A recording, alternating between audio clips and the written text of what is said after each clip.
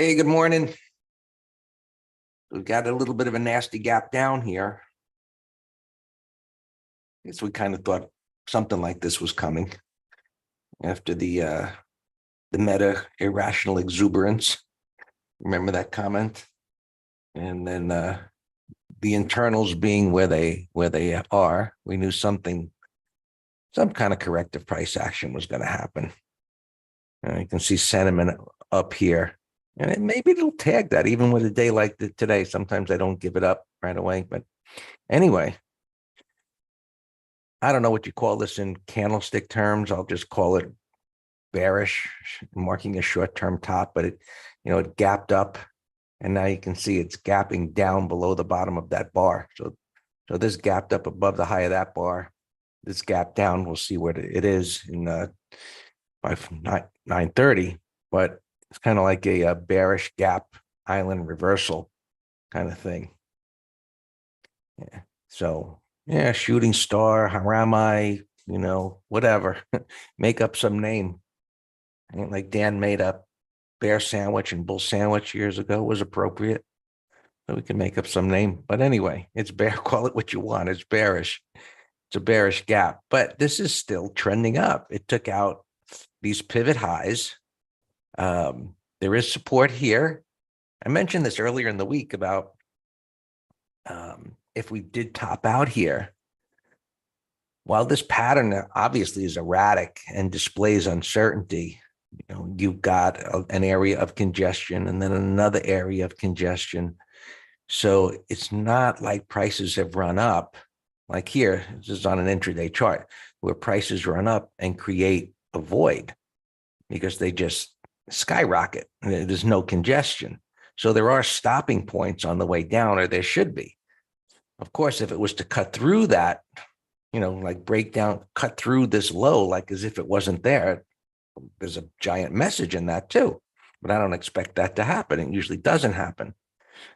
So if prices, let's see where they are right here. And I look at the hourly. So they're well above here on the hourly chart and this congestion area, which theoretically, as I look at this, for me, common sense, it won't break below that today.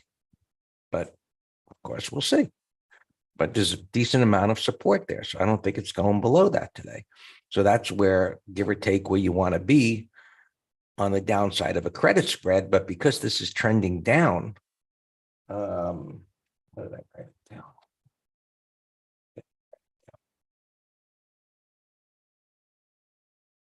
4170, I think what I wrote down. No. Yeah, well, you can go below that. 4070, 4080, 4055, 4050, 4145. We got to get to SPX. But anyway, again, where is this at? There's little overlapping opens and closes. You can see it right there. I knew there's some kind of congestion right in that area because of that. That's kind of right in here, give or take. Let's lower it a little bit. This will be a pivot on a smaller time frame. That'll be a focal point, so around 410. And yeah, I saw that at 4,200. That's right. And I got different notes here. I think I wrote down 4,205. I wanted to be above that, but we'll get to that. All right, S&Ps. So, well, that's trading overnight, but you can see there's the pivot. So the way this came down, right, wide range bars, up and down, bearish, couldn't pop up. The next break lower suggests it's going to go down. So this is where something subjective, like minor support, it's beyond what's directly to the left, could be a holding point, maybe a trader pivot line. I don't know. There's no moving averages, 20 or the 50, nothing of significance as far as anything else subjective, even a moving averages in that area. But there is a little bit of support right there, and probably why it's initially stalling. but there isn't much. And when you get this kind of momentum where it's just a vertical move down, and I guess this was on some other employment number. I don't have the TV on, but when you get a vertical move down with the bars just flowing like that, it's rarely ever going to turn on a dime. Typically, it's going to go lower to where the momentum begins to slow in some point for whatever reason. And that's where it could try and make a counter trend move or at least stabilize. And that's what, we want to see. And I'll be interested, of course, we all will. You see the S&P's up here near the prior pivot high, and it poked a little bit above it. This is the idea or concept of what we call a greater than 100% retracement. And while some would call that a breakout, we don't. While it is, okay, breaking out above a certain level, it went from a low all the way up to a high to take it out. And historically, that's where the momentum stalls. Doesn't mean it's going to have a big correction. Sometimes they do that. You don't have the internals lined up more bearishly like this. But in any event, in any time frame, when you see a greater than 100% retracement, the next part of what we call the thought process is expect a slowing in momentum. And then you see how it happens. And we saw on SPY, it's happening in a bearish way where prices gapped up yesterday and now they're gapping down. So this looks like it'll continue to go lower. So we'll go 4,200. If we're probably not going to get above 4,200 premium at this point. But, we always like to be on the other side of the whole number. So I guess 4,200 is it. And then 40.50 is 90 by $1. That's pretty juicy. But the way this looks, I think we might be able to get below 40.50 for that same thing. 40.45 isn't bad either. And so I want to initially see, this make a little bit of a move lower again, which it should do just based on the way this came down. All right, NQs, vertical move up is just so likely to have some corrective process. And, this went up to the next level. So, we got this bottoming process and we'll just have to see how much of a pullback this occurs. So same thing here, like this was bearish and we get this retest type of W bottom in the wide range bar. And it's like, okay, that's going to go up. Well, let's see how far it can go up. And so this was the initial blip to the downside. This is where sentiment first reached an extreme. And, this little blip to the downside and it went up above. So that's bullish and it turns things around. And it goes up to the next level. And so once it clears that one, you expect, okay, greater than 100% retracement. It's going to correct a bit. And then you see if it goes to the next level. And then, the systematic process.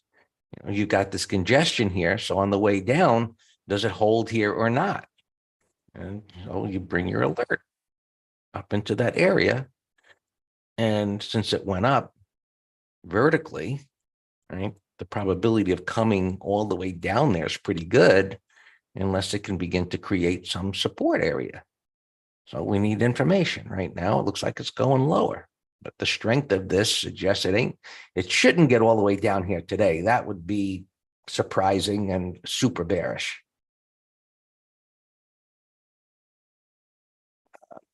Just continues to be a mess. And we've talked about this M top. So in the MT Live, we talked about W bottoms. We didn't really cover M tops, but it's just the reverse, where this had a momentum move up. You had a bearish turn. Here's a reversal, bearish turn. And now, can it break the lows? So if it breaks 3,300, it should just keep going down through the middle pivot with a pattern like this. And if we look at the Dow, we want to look at the Dow just to get that number. Well, same thing. Interesting. Same thing. Same number there. Sometimes it isn't. Transports, just unsustainable. move higher. But positive, unfortunately, it's vertical, which opens up the door to coming down vertically, or it builds a new shelf of support. It cleared these highs, which turns the trend up here. So, short term, they're looking for some corrective price action. Intermediate term, looking at this turns the trend up. The next level of resistance is up here, which is going to be significant, but it's a bottoming process.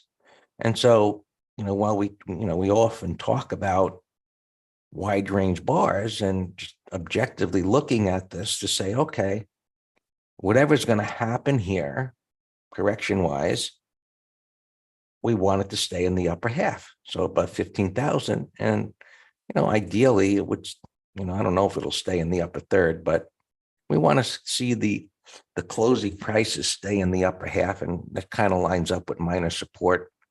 We'll see how that plays out. And today is the day of, no, Mike Emmon, YouTube is saying a day of a crash. I don't expect any kind of crash. I really don't. It's just, look, anything can happen, but crash is a big word.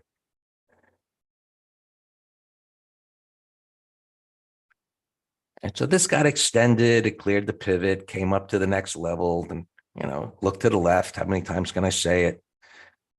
There's nothing more reliable. I don't, get your best Fibonacci proprietary indicators out there. Whatever you paid for it, too bad, but could have just looked to the left. But no, another bottoming process, and we'll assess the size of the retracement on everything, whether it, semiconductors, whether it's the Russell, whatever. You had this strength move. We got warnings of the correction of some type is coming, and we'll assess the degree of the pullback here. Or does it go sideways, which would be super bullish? Bitcoin, resistance, pull back, interest rates coming down here. And now look at, I mentioned this yesterday about this potentially being a break lower failure. And the same with the dollar. And look what it's doing. It's because it's down at support. When you reach areas of support and prices have declined for a while, the probability of breakdown failures increase. You don't know if it'll happen. Right? We don't know anything that's on the blank side of the right chart, but we look at probabilities. So while this could have declined and kept going lower, we've got the 200 there. And so the probability of getting a breakdown failure. Now this is a bottoming tail on the weekly chart. And as we know, the markets hated interest rates going up, and they hated, right, because they went down, and they hated the dollar going up, and all of this dollar going down and interest rates going down fueled the market going higher. And the dollar is in this area of major support. And Ty, this is what you had asked me about this one breaking, and I explained about coming down to the next one. So now, where is this here? It's actually above this base. So we talked about yesterday this breakdown and potentially being a breakdown failure, and there you have it. It's a breakdown failure, which tells me, while this is still in a downturn, it's at support, and this is going to try and bottom out here, based on what we know has happened when interest rates and the dollar was going up. And I don't expect this to go back up to the high, but hey, if it gets up here, even, to this level or up to the 200, the market's going to be under pressure. It's based on the relationship that we know. So, and what's going to happen now with the dollar going up, this is going to keep coming down. So short gold stocks, short gold futures at the appropriate time, short GDX, and so on. And there you go. Look at silver. Dollar turns around like it hiccups up, and these get a violent move lower. You can see the correlation there that's worth paying attention to. And so there you have it. We'll see where this goes today and where it takes us into next week. All yours again.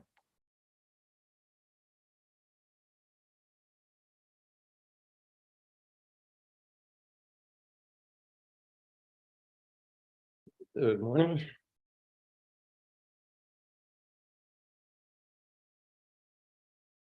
Yesterday, so every day we talk about a bias, and I said musical chairs. I said it's going to depend on how we open. Is what I said. I said if we open flat and trade up, day trade long only, that I was ready for this to happen. Playing musical chairs. We got the eye out the exit door. And so now we're range bound again, but there's been so many times just in this last couple of weeks where bad news has been negated, whether it's earnings, Fed speak, whatever. So I'm still bullish here. And unless we do 100% retracement and go sideways and can't bounce, I'm still okay. But with the internals cooked the way they are, it's going to take a while, which should be in alignment with giving us a new pattern over 3-4 days. So right now, today, we're short-term bearish. I want to do call spreads, but if we continue to sell off, then yeah, I'll consider a zero DTE put spread too. And so when we were looking at earnings yesterday, the way we do every day around 3 o'clock, these things that have run up. So that, this is a call. All these are zero DTE call spread ideas, but I was just shaking my head on some of these gaps yesterday, saying you're gotta be a friggin' idiot to buy this into earnings after a move from 85 to 107. And I just was scratching my head of how big these gaps were, and I didn't know if it was all from euphoria of Meta. I just don't know. Nobody knows. But now that's a nasty Bear Island reversal, call spread candidate. Same with Amazon. All these are call spread candidates. I mean, even for next week, unless they do a miracle bounce, call spreads for next week. So let's all focus on zero DTE for today, long or short, and let's focus on call spreads for next week too, hopefully on a little bounce. Guilds, going through things. Hey, do you remember this was one we talked about buying I think it was an $86 call as a lottery ticket? Do you remember there were like 3 trades yesterday? I said, look, we can buy a call option for 10 or 15 cents. And if you get a big gap up, so that one would have paid. Yeah, 30-minute high. That's a downside shakeout. Yeah, Don, I saw that. Yep, your call spread's looking good on that. Yep, it's right here. Don did a 115 call spread. I think you're good letting that go to full profit. There's the Guild Ford getting whacked here, another Bear Island reversal, but that's a nasty gap. Wow, that's gapping under 3 vertical bars. That's damaged. That's falling out of a 30-story building. Microchip bullish daily, weekly, monthly. As the market pulls back, well, let's see if we can get a nice buy setup on that. All right, team, this is a bull trap. This is an ugly gap, but I actually have it here in the bottom right, kind of for my excessive gap watch, and we may do a zero DTE put spread, 30-minute high. Oh, Greg, I hear my electric box going on and off, so danger. My backup battery, so I hope So just if I disappear. All right, Bill. Another one, 98 bucks, nasty gap I have here. Let's see if it can bounce, and we'll do a consider a 0 DTE. You know, I said yesterday I was into earnings, that I was fully, unless I had a bullish pattern, my bias was just incredibly one-sided yesterday to short call spreads on these things. So here's another one of things that go vertical. Look, this thing went from $60 to 71 into earnings. I mean, you got some confidence there. I would have shorted a call spread. All right, Deutsche Bank. That's a nasty gap yesterday. It's in the weekly and monthly confirm a short-term top. So that's a short idea, 30-minute low. HIG, 72 and change. You know, so it's a gap breakdown. LPLA, I can't see where you're gapping. SNY. Another top. Wow, look at this monthly. That is a monthly sell setup. So daily, weekly, monthly confirm this thing going lower. So the only disadvantage is it's gapping down a lot.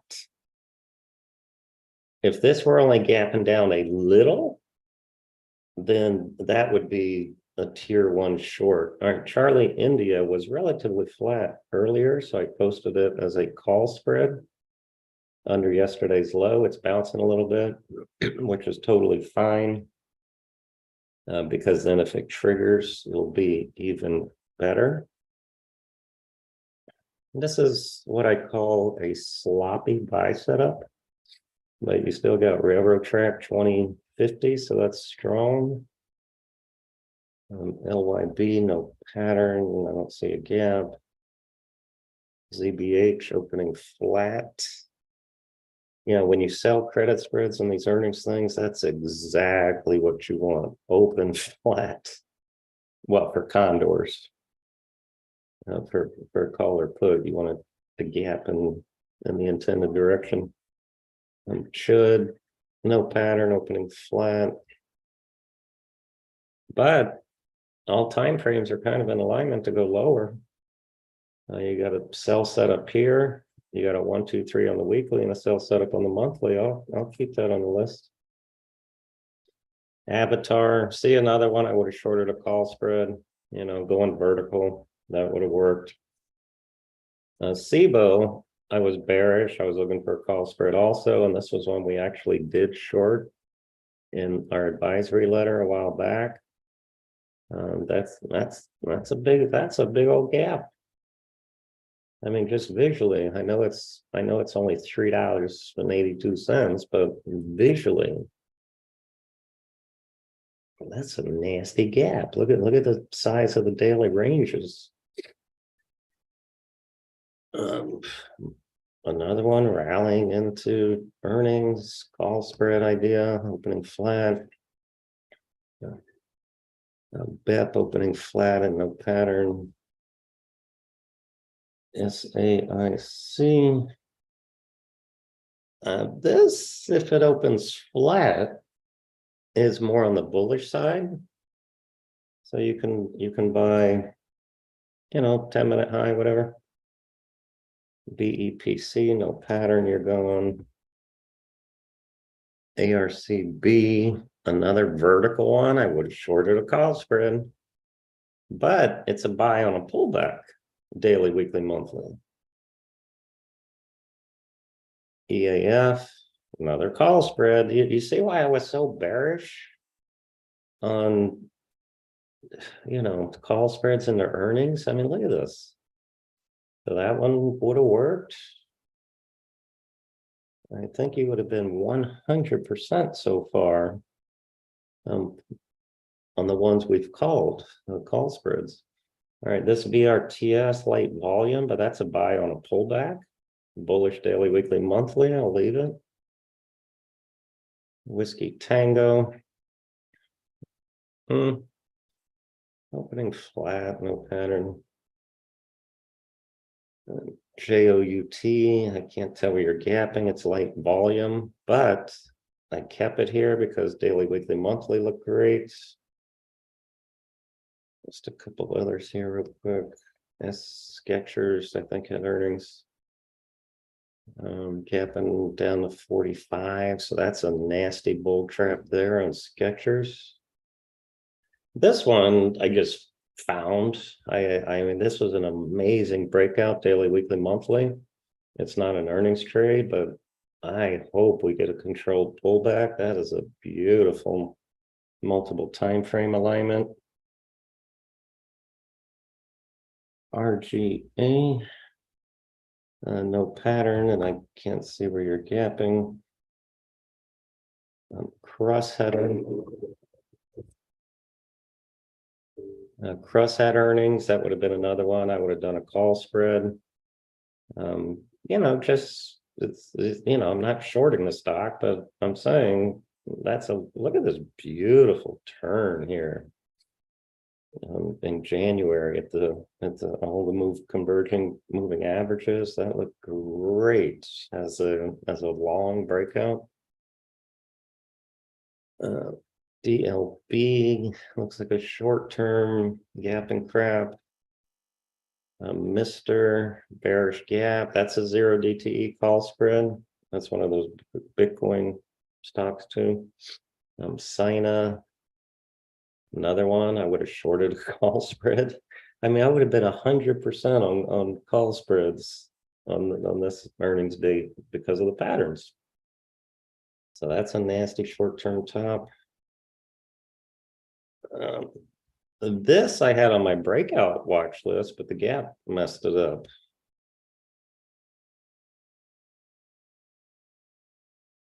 WWE.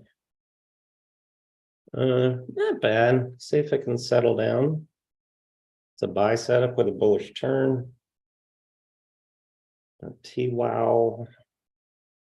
You know, extended, no interest, but it looks like that was a nice 1, 2, 3 right here after this breakout.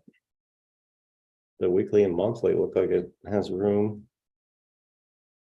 This BBBY, I saw in the journal, they're expecting more closures, and you know, they defaulted and it gapped up. Explain that if you're a fundamental trader. They defaulted on their loan and the stock gaps up. I mean, there's only one reason for that. It means that whatever event happened, it's helping them financially.